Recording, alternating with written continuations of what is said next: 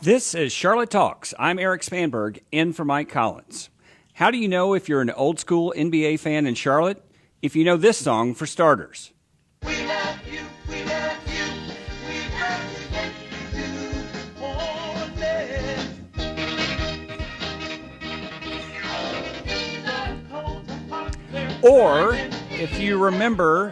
Or if you remember Alonzo Mourning's 17-foot buzzer beater to clinch a playoff series win in 1993 against the Boston Celtics. 103-102 Boston. Charlotte out of timeout. Here's Mourning, the shot. Good! Game over! It's over!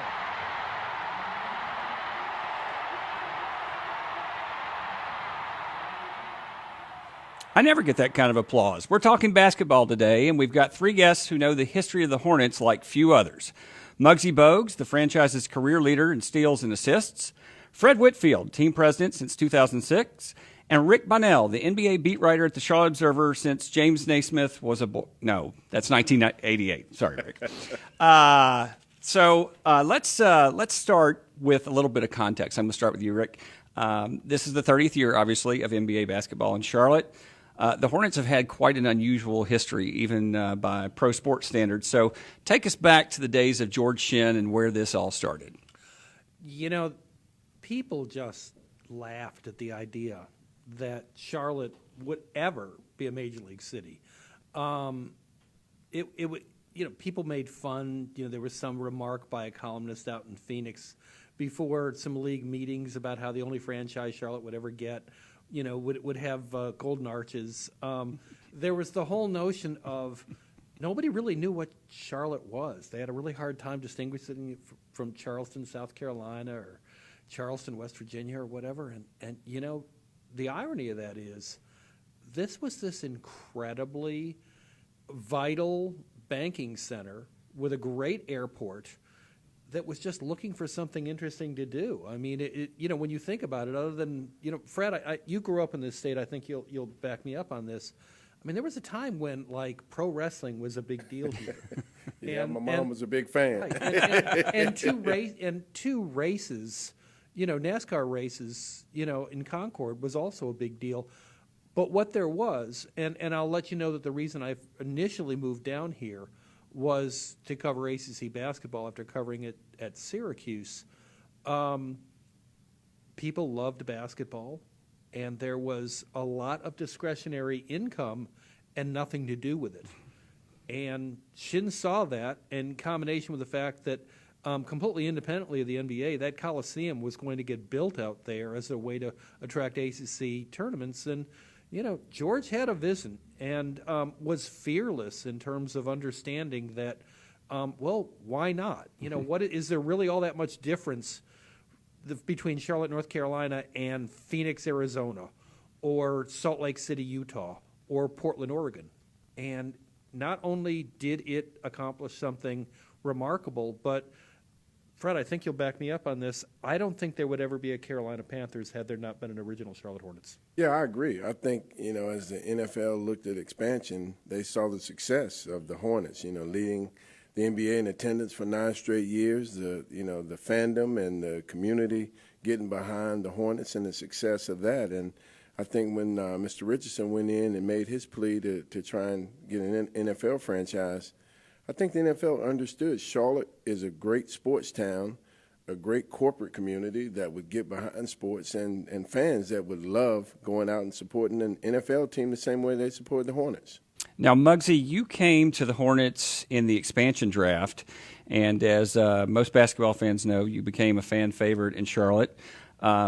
It's only been mentioned about 1 billion times that you're the shortest player in NBA history. I'm sure everyone knows that by now. 5'3". But what fans really loved about you, of course, was your hustle and your quickness and the way you played the game. Take us inside a little bit. What was it like to be a Charlotte Hornet? Because Rick just alluded to this city went nuts when Major League Sports came here, and you were the first. Well, I started my career here as a collegiate basketball player at Wake Forest, so I knew a little bit about Charlotte, about the city. We played UNC Charlotte at the Bojangles Coliseum over there for Independence. So we had some big games against Charlotte coming into the city, but it was nothing like this. Getting drafted by the Washington Bullets at the time in 1987, I felt that was going to be my stomping place for quite some time, but unfortunately I got introduced to the real NBA when my coach told me that it's a possibility that I may be joining an expansion team, which would happen to be in Charlotte, and have no understanding what Charlotte knew about the professional sports. But once we got here, we knew that it was a place where we knew it was going to be very special. The very first night, we lose to Cleveland Cavaliers by 40 points.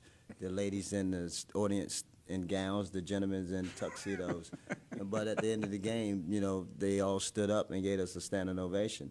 And, knowing that we put our hearts out there and knowing that it was a team just came together and lost by 40, but just to show the appreciation, what we meant to the city. And then not only that, winning 20 games that season, having a 300,000 in Uptown, as you call it, for a parade to celebrate. So you knew you was in a special place.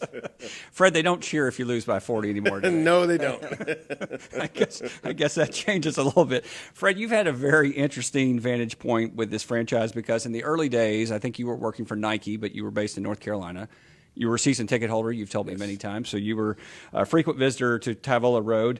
And then in 2006, in part through your long business relationship with Michael Jordan, who was a minority owner at the time, you come back and you take over the Bobcats. We're going to bounce all over here, but tell me a little bit about what you found and inherited when you came here 12 years ago in terms of the state of NBA basketball. Well, I tell you, when I got here 12 years ago, I was sitting in the introductory press conference, and first question I think came from Rick, and he said, "Well, what are you going to do about your TV deal?" That's and exactly true. I said, I'm going to look into that. I really, honestly, I didn't know that much about, what I was inheriting. It was really surreal that I was even, being given the opportunity by Bob Johnson to come in and run the business side of the organization with Michael coming in and running the basketball side. And so, what I hope to do was dive in and learn as much as I could about what our challenges would be, what things we had to overcome. And I found very quickly that the television deal was going to be our biggest impediment going forward if we didn't do something to get it fixed. And so it was, a city that, had enjoyed the years with the Hornets, loved the NBA because of the Hornets. The Hornets were really a part of the core of this city. And so, to be very honest, the Bobcat brand, for whatever reason, just didn't resonate with the citizens and the fans in Charlotte. And so it was a challenge. The first 5 years, I'd say, were, a lot of sleepless nights, a lot of, nights working with my team, trying to figure out, okay, how can we correct this television deal such that, we can have more than 700,000 people in the Carolinas watch our games for free. How do we get a naming rights partner to put on the building? When I got here, it was Bobcats Arena. That's right. And, that clearly was a revenue stream that was not being maximized. How do we get more family shows and concerts into our building so that our operating agreement works in our favor and not to our demise? And so there were a lot of things that we had to work on as an organization to try and move forward. But more importantly, we had to try and put a team on the floor that was a winner. So a lot of challenges, but as we worked through those challenges, I think the thing that gave us the greatest foundation going forward on the business side was getting Fox Sports to invest in our broadcast, to have Time Warner Cable relinquish their rights to our broadcast, and simultaneously agree to pay to put their name on our building.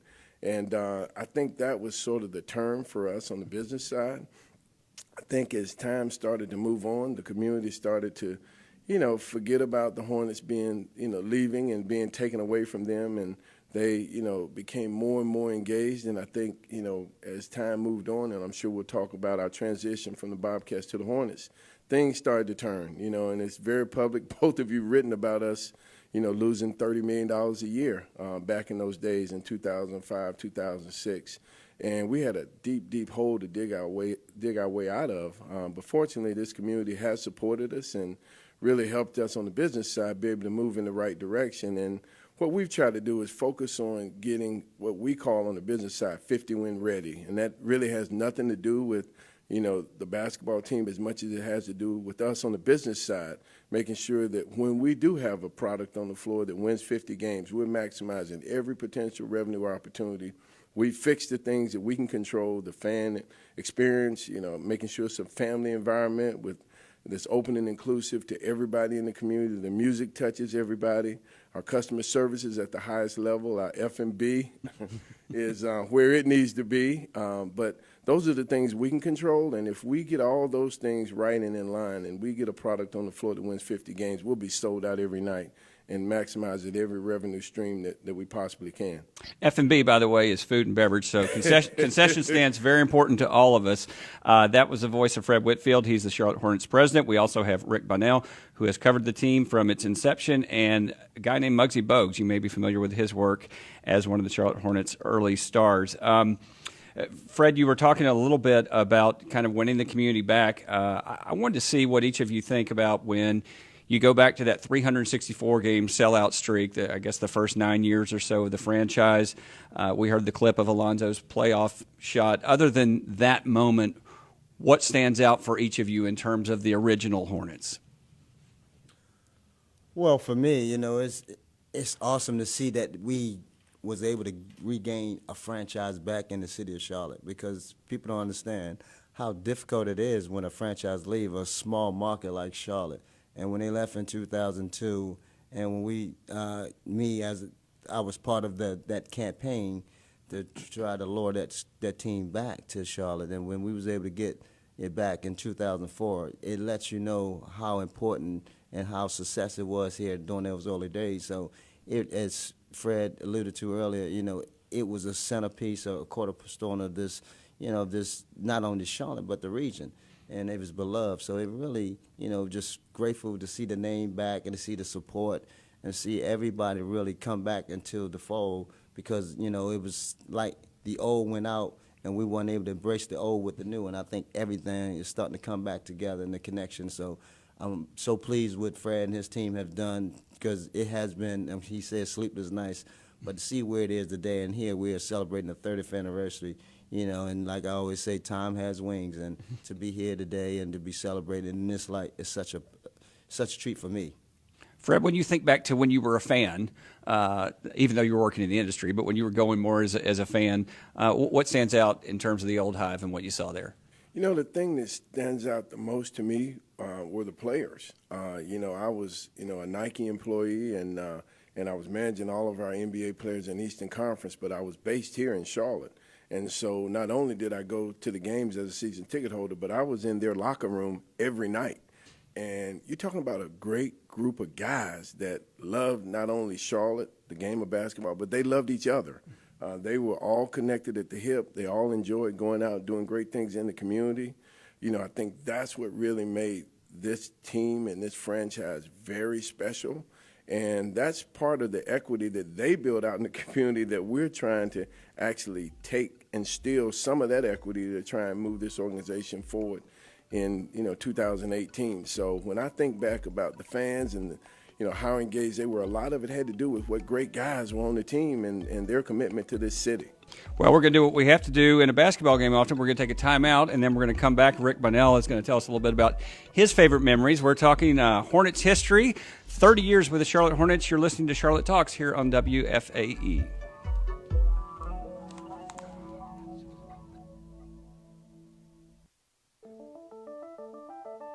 Support for Charlotte Talks comes from WFAE members and Corkscrew Wine Shop and Bar, located at The View near BB&T Ballpark in Uptown Charlotte and at Birkdale Village in Lake Norman. Offering wine and beer from all over the world, relax, uncork, unwind. TheScrewCrew.com. And from Blumenthal Performing Arts, presenting Matthew Bourne's Cinderella, a reimagined wartime romance set during the London Blitz. January 7th through 12th at Belk Theater. Tickets at 704-372-1000. On the next Charlotte Talks, areas like South Tryon and Stonewall Street have seen rapid growth of projects from Whole Foods to apartments to a new proposed tower by Duke Energy. Guest host David Borax gets a big picture look at how that part of Uptown is changing and at some of the developments that are underway. That's Charlotte Talks tomorrow at 9 on 90.7 WFAE.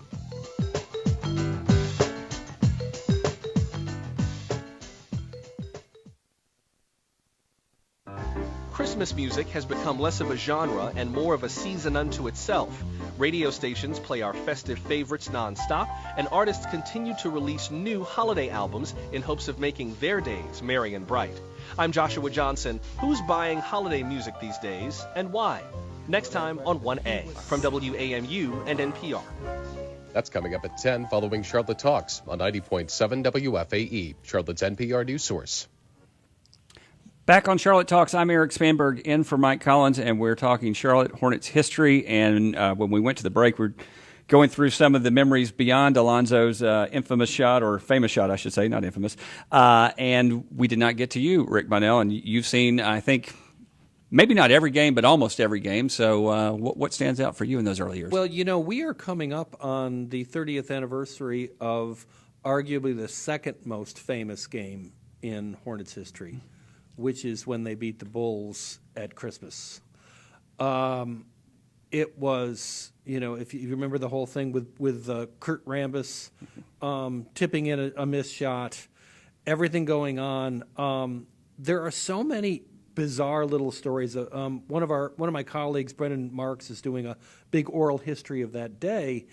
And one of the most interesting things that I recall from that game is it got so out of control as far as the fascination with the first time that Michael played here that they get a phone call from the governor's office the day of the game. And Carl's life got taken over for about 2 hours on the most important game day to date, finding some way to get the governor into the building.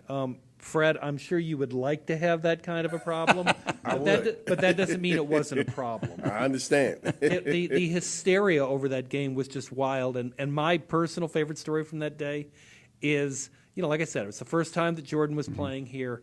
The Observer's front page of the sports section that day was a length of the page artist rendering of Michael dunking. And I walk into shoot around. Now, when I say this, I understand. You know what I'm saying? Is I'm just the messenger. You know what I'm saying? Kelly Trapucco walks up to me with his copy of The Observer and shoves it into my face and says, "Is this the Chicago Observer? What's wrong with you people?" And I just always thought that was funny. And I looked at him and I said, "Kelly, here's the phone number of my editor. You need to deal with someone who actually had made that decision." You're living in ACC country. You know, what are you going to do? Muggsy, you got a little emotional on Friday that you were honored, obviously, for your contributions to the franchise. Tell us a little bit about what that was like. I wasn't planning on that to happen, but it just came out. I mean, just a reflection of all the years that I spent in Charlotte, on and off the court, in the community as well. And it's, you know, just showing appreciation. I thank the community. I mean, I thank Fred and the organization for reaching out and, you know, shining me in that light. You know, it meant a lot for me and my family as well. I'm quite sure the community, because we, you know, like I say, when I first came to Charlotte, I thought it was like a match made in heaven for me. You know, the 9 years that I was here, we sold out every game. You know, them 24,000 fans screaming made it so easy to get up night in and night out to go perform. And it just meant a lot to me that night. And, you know, having my family there and sharing it with me, my friends, you know, just really, you know, came full circle for me. You were talking earlier about how happy you are to see the Hornets brand back, and we are going to talk about that, Fred, about how that came to be. But I'm just wondering, you know, you come here, it's an expansion team. You knew it was big, but did you have any idea that all these years later, this many people would still be so fond of you? I mean, you know, it's not like people forgot you. You have been remembered the whole time and celebrated the whole time. Well, I maximized my time here. I mean, when we first came, we was young. You know, myself, Del Curry, Rex Chapman, you know, the JRE, we drafted him. So we was young, mixed in with a lot of veteran players. This was the opportunity for us to really kind of, you know, put our stamp on our career. We felt like this was the opportunity for us to really go out and showcase we belong in the league. Felt that a couple teams gave up on us and didn't believe in us, so this was our moment. We took full advantage of, especially Del and myself. We had so much complimentary with one another in terms of the way we played and how we kind of, you know, uplift each other. And we just kind of took full advantage of it. And I think his play and my play kind of, you know, matched what the Hornets needed during that time, and we was fortunate enough to last for 9 years. Now, there was a fan vote for all-time Hornets team. I think there were 10 players, right? Yes. And Muggsy, of course, was one of those. Dale Curry was one of those. Kemba Walker from the current team. I'm not going to go through the whole list, but I just want to sort something out here. So there was the Hornets list, and then Rick Bonnell did his list, which was 3 starting fives. So he had a first team and a second team and a third team. Now, the point guard on the third team was Muggsy Bogues. Are you guys okay? Is this going to be, you guys going to be able to work this out? So, Rick, tell me a little bit about what you did with your team versus the fan vote. Well, and you know, I thought the way the Hornets did it was the right thing for them. I mean, they were drawing interest. They did not. What I liked about the way that you guys did this is you didn't put any parameters. You just you know vote for the 10 people who you think are most memorable, regardless of how long they played here, what position they played, whatever. I wanted to do something a little different, and what I wanted to do was starting fives, right? Well, and not only that, but I wanted to specifically build by position. That's what I meant. Yeah. So go ahead, take us through some of your choices. I was kidding about Muggsy. I will tell you that the only thing that really surprised me a little bit, and this is maybe a little too inside baseballish, Muggsy, I'm curious if you agree with me on this. I was shocked that Eddie Jones did not make that list. I mean, I thought that Eddie was an absolute. In the time he was here, I thought he was. You talk these days about quote two-way players. Eddie was so good at both ends of the court that was the only thing that that really, frankly, surprised me. And it's interesting when you mentioned that I had Muggsy's 13-point guard. It's a pretty good point guard. There have been some pretty good point guards in the history of Charlotte basketball when you think about it. Kemba and Barron were, really, quite exceptional. Speaking of Muggsy, everybody talks about the Ellen Bristow quote about there'll be another Larry Bird before there's another Muggsy Bogues. I actually like a different Alan Bristow quote about you, which is that I loved it when we were talking one day. The word connector is real common in the NBA right now. That is not a term when Muggsy played. And I'll always remember Alan saying, Larry and Zoe believe they feed from Muggsy's palm. And I always thought that was a really cool description of the way that you connected people on those teams. Appreciate that. Muggsy, tell us a little bit. Last week you had, speaking of Larry, you had Larry in, I think, for a charity event. It's you, Dell, Larry, and Alonzo are really, I think, what people think of when they think of those early teams. What was it like to have Larry back? I mean, I know you've kept in touch, but what was it like to have him back in Charlotte?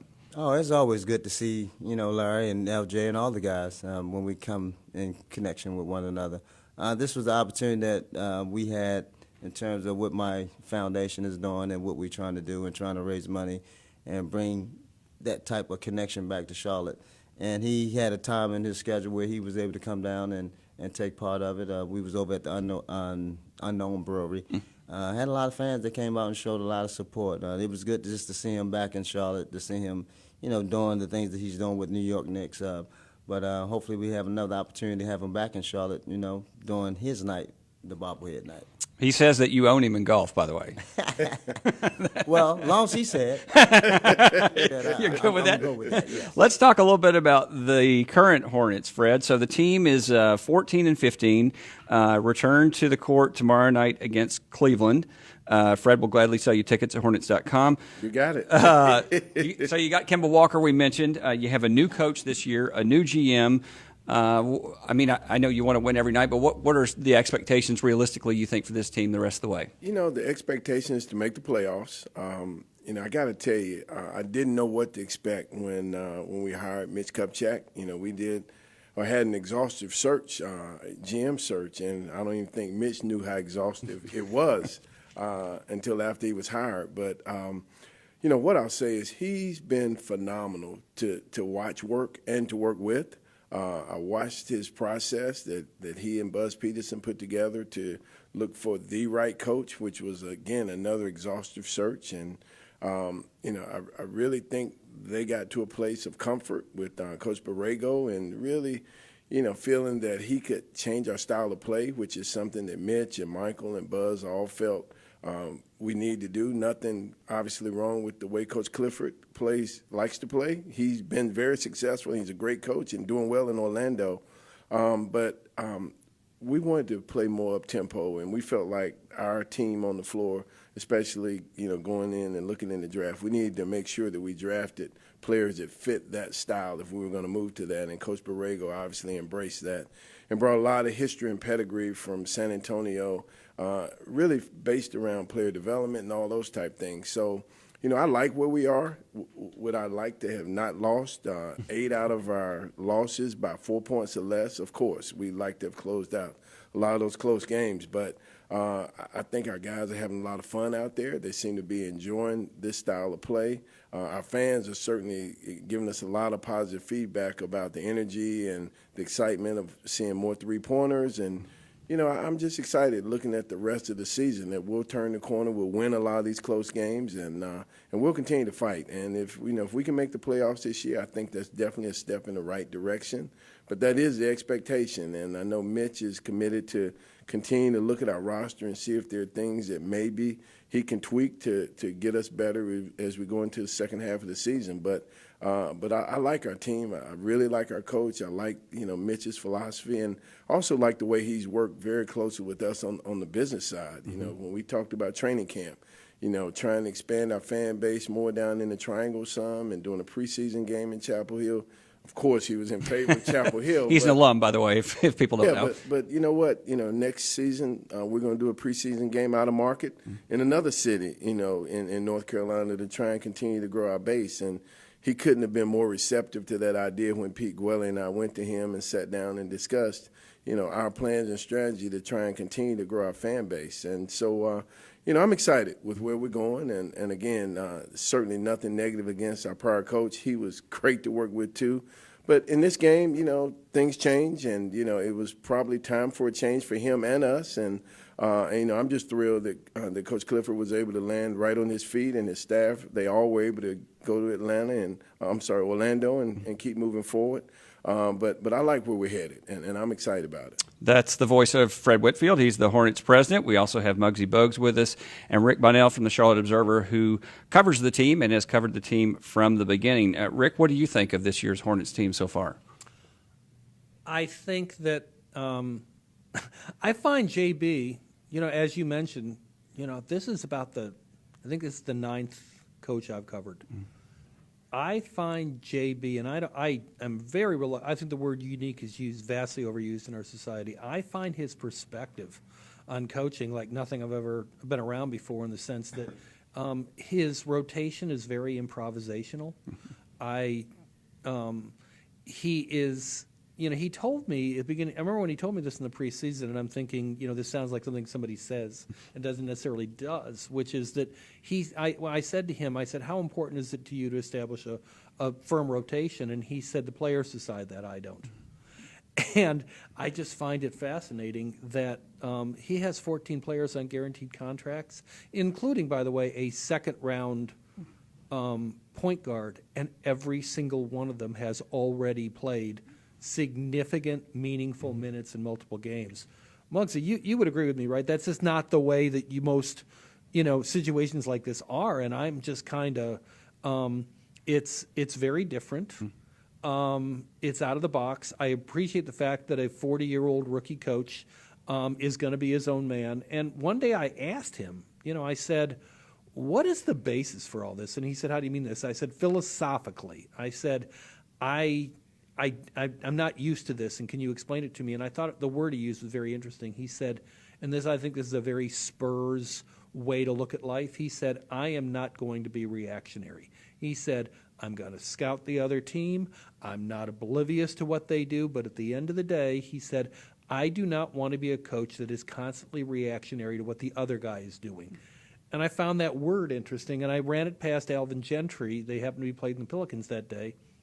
And I said, Alvin, what do you think about all that? And I thought Alvin's reaction was very interesting. He goes, I think it's really cool that he has enough self-confidence to do that. And what he said was, he goes, I endorse that in this regard. He said, because remember, Alvin has coached like 5 different NBA franchises. He said, I want my 5 best players on the court as often as possible whether that means I have a small team, a big team, a fast team, a blocky team. He said, whatever it is, he goes, I want to feel like I gave my 5 best players a chance to win the game. And he says, and if that's at the core of what he's doing, he goes, more power to him. Now, Muggsy, based on watching you play all those years, I'm going to guess you like that up-tempo style, right? Oh, absolutely. Especially in today's game, you can't even touch anybody. You know, back in our game, it was a little more physical where you can hand check and kind of guide your man wherever you want him to go. But today is not that way.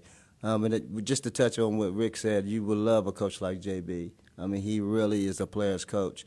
To have that understanding in terms of where players dictate your rotation, that's so true, because you can't go in understanding that, you know, these players are going to be doing this on every given night, because some nights some guys don't have it, and you need those other guys to really, you know, be ready to step in. And having that understanding, knowing your night could come any given night, and knowing that you haven't lost that locker room, you know, guys continue to stay engaged and stay in tune in that way. And that's where a young coach have to keep that voice and have that, you know, insight into his players, because they know they have trust in him, and vice versa, they trust him. So, Muggsy, I'm curious, and I'm not taking the other side of this. I'm asking a very open-ended question. Do players get squirrely when they don't know know exactly what their role is going to be night to night? Absolutely. I mean, that's the communication of a coach, having understanding of his players. Because some players, again, you sit down there for months and not even play. But at the same time, you have the understanding that the coach, you got to be ready, and you don't lose that player. That's the connection of a coach, having his pulse on his players. And he, of course, came up through, you mentioned the Spurs system, Greg Popovich. So, Fred, I'm assuming that played a pretty big role in looking at him and ultimately making the decision to hire him? Well, you know, it's interesting. You know, 3 of Mitch's candidates that he interviewed in person were assistant coaches with the Spurs. So I think that tells you how much respect not only Mitch, but I think everybody in the league has for Coach Popovich and, you know, the system that he's built, the culture that he's built. You know, it's no secret that when we see successful organizations, we try to emulate them and try to, you know, get that secret sauce. And so I think, again, it speaks volumes that 3 of the Spurs assistant coaches were considered for our head coaching job. And Coach JB seemed to be the absolute right fit that Mitch, Michael, and Buzz felt great about. And, you know, to Rick's point, you know, just watching him and how calm he is during the games, he really doesn't seem to overreact to almost anything, and he seems very confident in what he's doing, and just to have conversations with him about, you know, his vision of what is going to make us a better team is something that I think we all are looking forward to seeing all come to fruition. Well, we are going to take a little time out. When we come back, we're going to talk about the NBA All-Star Game, which is going to be here in 2 months, just like everyone in Charlotte planned it. Well, it might be a couple years late, but it's going to work out just fine because it's on Michael Jordan's birthday, among other things. Stay with us right here on Charlotte Talks here on WFAE. I'm Erik Spanberg, in for Mike Collins. Support for Charlotte Talks comes from WFAE members and Charlotte Douglas International Airport, offering business valet parking to all travelers this holiday season and year-round. More at cltairport.com. And from Powers Law Firm PA, family law attorneys dedicated to compassionate solutions for complex marital estates, equitable distribution, and child custody. CharlotteDivorceTeam.com. Coming up on 1A at 10 o'clock, Christmas music has become less of a genre and more of a season unto itself. Radio stations play our festive favorites nonstop, and artists continue to release new holiday albums. Who's buying holiday music these days and why? Host Joshua Johnson looks at that on 1A, coming up next at 10.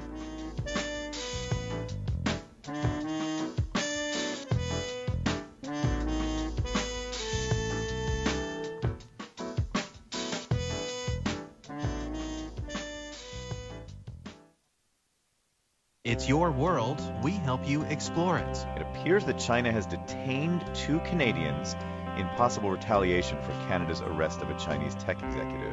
It's your community. We help you understand it. Yesterday, some CMS employees were working to clear snow and ice in hopes they could reopen. Andres Pena had been shoveling at Barnett. Morning Edition on WFAE is an essential way to start your day and stay connected to your world. Listen weekday mornings from 5 to 9 on 90.7 WFAE. Back on Charlotte Talks, I'm Erik Spanberg in for Mike Collins, and we're talking Hornets history today. We have Muggsy Bogues, Fred Whitfield, the team president, and Rick Bonnell, who is the beat writer for the Charlotte Observer.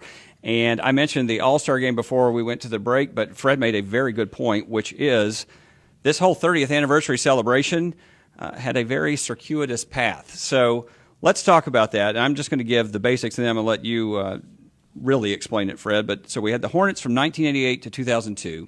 They moved to New Orleans in an arena fight. And then in 2003, the NBA awards an expansion franchise to Bob Johnson. 2004, that franchise begins playing, which is the Bobcats. They're at the old Charlotte Coliseum. And in 2005, the Bobcats move uptown. And then things get interesting. So, Fred, how did we get back to being Hornets in purple and teal in Charlotte? Well, it's interesting, during and I got here in, I think, July of 2006, from the time I got here, we were getting fan responses saying, we want to get the Hornets back. We want the Hornets name back. Well, that intellectual property was owned by the New Orleans Hornets. So at that time, it was not possible. But when that franchise was sold to Mr. Benson, and he decided he wanted a name that would be more relevant and connect more with the New Orleans region. The Pelicans seemed to be the right name, with it being the state bird and supposedly protecting the border in New Orleans. And so when the Hornets name became available, we did our due diligence, went out to our fans and said, not only do you want it back, but will you support us more if we invest to bring it back? And Pete Gwelly and our team put together a business case that we made to Michael that said, hey, it's going to cost $5+ million to rebrand and get the name back, but we can acquire the name without having to pay for it because the NBA owns it. And so we'd like to make an application to the league, and we're sure you will make the money back, the investment back, and in multiples. And so he gave us the green light to go forward with it. And so internally, we put a team together, and we looked strategically at every way to try and reacquire the name and do it the right way. Think about how important the history of the franchise was, all the great things that team had done both on and off the floor, and how that would help us be able to continue to move this brand forward. We didn't want to forget the Bobcats years, and so our goal was to go to the NBA, make the application, work closely with the New Orleans franchise, ask them if they would relinquish the records between 1988 2002, so we could marry those records with 2004 on with the Bobcats until the transition. And, of course, they were very gracious in working with us. And so that's really how it all came together. And we almost made a mistake in not listening to the fans and with our colors, because we were thinking very seriously about purple and Carolina blue. And our fans said, no, don't mess this up now. You guys are moving down the road the right way, but we want purple and teal back. And so, again, listening to our fans, we made an organizational decision. We were going to go with that. But we spent almost a year working closely with Nike in a weekly session that Pete Gwelly, Seth Bennett, and I sat in with Josh Kramer to really not only come up with what our primary logo would look like, but our entire logo system and identity system, what our court would look like, wanted it to be very unique, what our dance team uniforms would look like, wanted that to be unique. All the touch points on how we would roll this, what our secondary logos would look like that we put on shirts and hats to really make this thing special. And then we wanted to think about special moments, special people. Bobby Fields, who was such a part of this organization, and we all were out there that day on Tavola at the site when he unfortunately lost his life.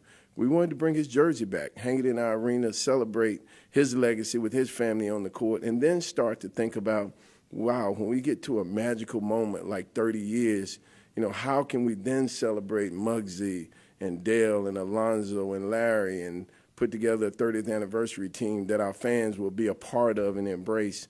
And that's really how all of that came together. And I have to say, I have an unbelievable team that I work with every day that are so forward-thinking, so creative, so thoughtful. And honestly, when we rolled out that logo, the energy in that building that night with just the way it was presented was really magical, and I think our fans really felt like they were part of it and made it happen, which is what it really was all about for us. So 2014, the team became the Hornets again, and obviously they will be forever, I'm going to tentatively say. I'm assuming. We hope. There's probably not a name change coming again. When you were going through that process, you mentioned, the fans wanted purple and teal. Obviously, the name was coming back, and you had the Nike design team helping. I'm wondering, how tricky was it to manage threading the needle of honoring the nostalgia, but also updating the logo and the look, so you can kind of have the best of both worlds? Yeah, and a lot of people don't realize the NBA, really takes the old logos and consider them part of our classic, and so it's still part of our organization, but it's sold separately in our fan shop on jackets and shirts and so forth. But they really forced us to create a brand new logo, and we wanted to have a Hornets logo that was more fierce. So we spent a lot of time in what the face of the Hornet would look like, have it be more attacking. The old Hornets logo was more cartoonish, I'd say, but still a lot of fun. And so, the great thing about all of this is we can take the nostalgia, we can take the history, we can take the pinstripes, which was so famous and unique, and add them to our creative and our mix. And we have all those things to play with. And when you got a really great creative team internally, I mean, you just let them go, let them come back with great ideas and work closely with the NBA and now Jordan Brand to create very, very unique uniforms. I think our court is as unique as you'll see across the NBA, and that's something that we wanted to unveil and launch and have our fans be proud of. So I think all three of you were probably here in 1991. We've mentioned Tyvola Road. That's where the old Charlotte Coliseum was. That's when Charlotte hosted the NBA All-Star Game. At the time, the Eastern Conference featured some guy named Michael Jordan on its roster. Of course, this time the NBA will come back in February, have the All-Star Game here, and Michael Jordan will be in the owner's box. And Del Curry, who was a Hornet at that time, is now thought of by many as the father of the NBA's biggest star, one of the biggest stars, Steph Curry, who I feel pretty confident will be here in February. So let's talk a little bit about All-Star Weekend. Rick, here again, we've gone on an unusual path because 2017 was going to be the NBA All-Star Game. Never want to hear the term HB. I was going to say, we usually make people put money in the jar when we use that phrase, but let's use the dreaded phrase for just a moment. How did we get from 17 to 19 and All-Star Game finally coming back to Charlotte? After the arena controversy... Which you and I live together as right. well. I really honestly thought I was never having to go to another city council meeting. And I adore Katie Peralta. She's one of my best friends, but we don't really need to be working together that constantly. Fred, the hell that was HB2 that you had to put up with. I really, people need to understand how much time Fred put in behind the scenes in trying to do something about that mess. The All-Star Game is finally going to be here after, as you said, a very weird, and your term circuitous is certainly accurate. I don't think people understand what a big deal this is. And, Fred and I were talking about this the other day. Two things. One, this isn't the Democratic National Convention, but trust me, it's the second biggest thing.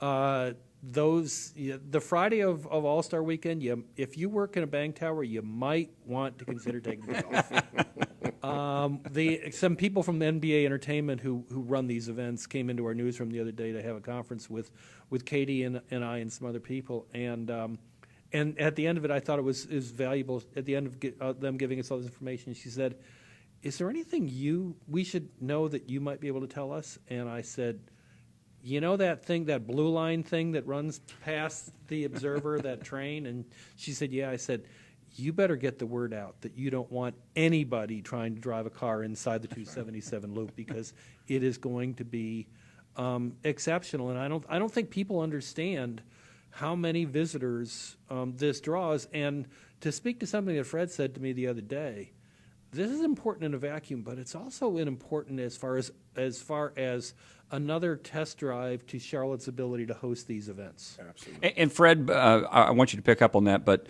one of the things I'd like you to talk about, if you don't mind, is the sheer scope and size of the All-Star Game in 2019 compared to what it was in 1991. Obviously, light years removed.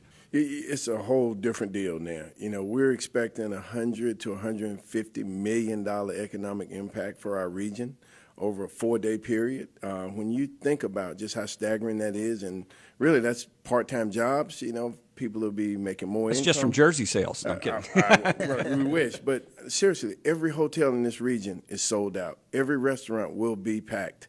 The environment is just going to be so festive, and what we sold to the NBA is you can own Charlotte for a week. You're not going to own New York. You're not going to own L.A. You're not going to own Chicago, but you're going to be a big deal in our region. And, to Rick's point, as we go and successfully land each big event, it gives us an opportunity to get the next great event. You want the NFL draft? Do this very well. We'd love to get the NFL draft for this community. And, we in this city, the corporate community, the city, the county, and even the state, we work well together as a team to go recruit all of these events. We make them completely bipartisan.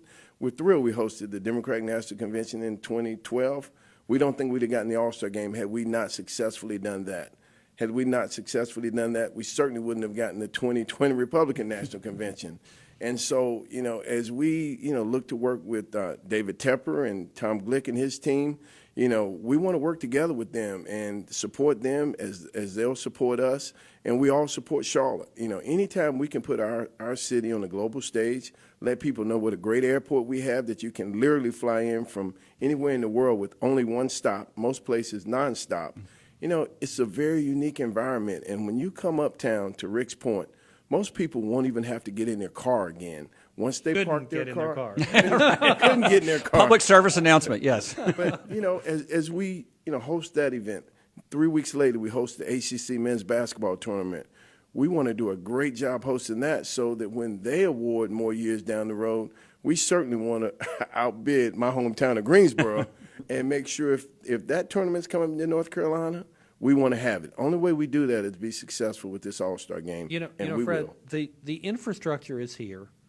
It was built, but it was built to a great degree by the hotel motel tax. There's a public-private partnership between the Hornets and the city to run that arena in the best interest of everybody, and it works right now.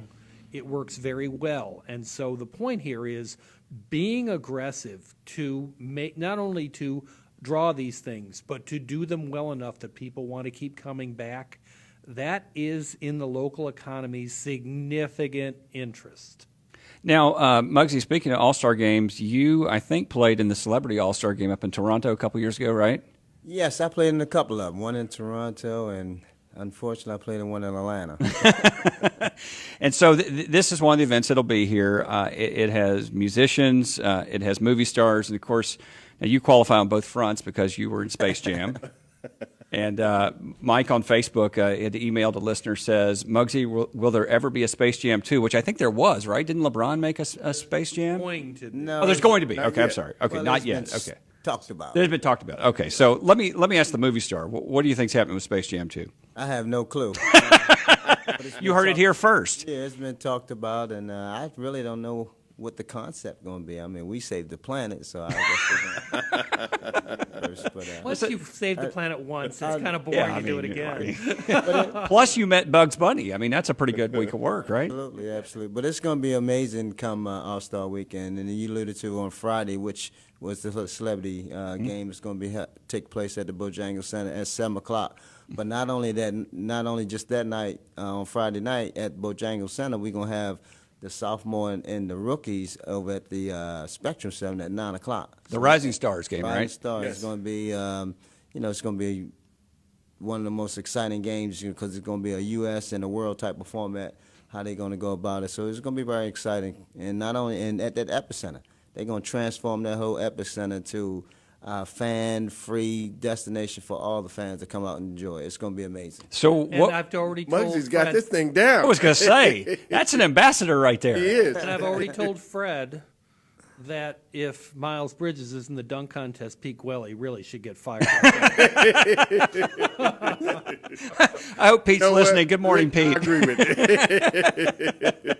So, Muggsy, what will you be doing All-Star Weekend, or do you know yet? They're going to have me pretty much all over the city, starting probably that Wednesday. I mean, there's so many activities, so many events that we put on. Not only NBA Care, we're going to visit a lot of schools, so it's going to be a lot of fun festivities take place in the Charlotte. It's a close proximity, so you're really going to be able to enjoy this time around for the All-Star game. Now, Fred, we have just a couple minutes left, so I'm hoping you can give a little context on All-Star Weekend. Go ahead. Let me just talk about Muggsy real quick. You know, he's an ambassador for the NBA around the world, not just in Charlotte. He is a young man that the NBA loves showcasing him all over the globe and does a phenomenal job, and we're thrilled to have him back as a part of our organization as an ambassador.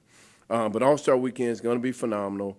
I'd be remiss if I didn't commend our commissioner, Adam Silver, for allowing us the opportunity to host the game after it was pulled in 2017, and also working side by side with a lot of us business leaders, our governor, politicians on both sides of the aisle to help get House Bill 2 repealed, and then allowing us to celebrate this game of basketball in our community in an open and inclusive environment, which it will be.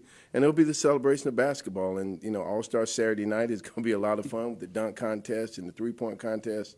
The All-Star game on Sunday will be great. But all these other events, for the NBA to be creative enough to go and really take over the epicenter and have that be a free fan destination for all the fans to be able to go out and enjoy the NBA and see players there, to have the open practice and media day at Bojangles Arena, you know, be ticketed, but, you know, very reasonably priced that people can go out and see their superstars.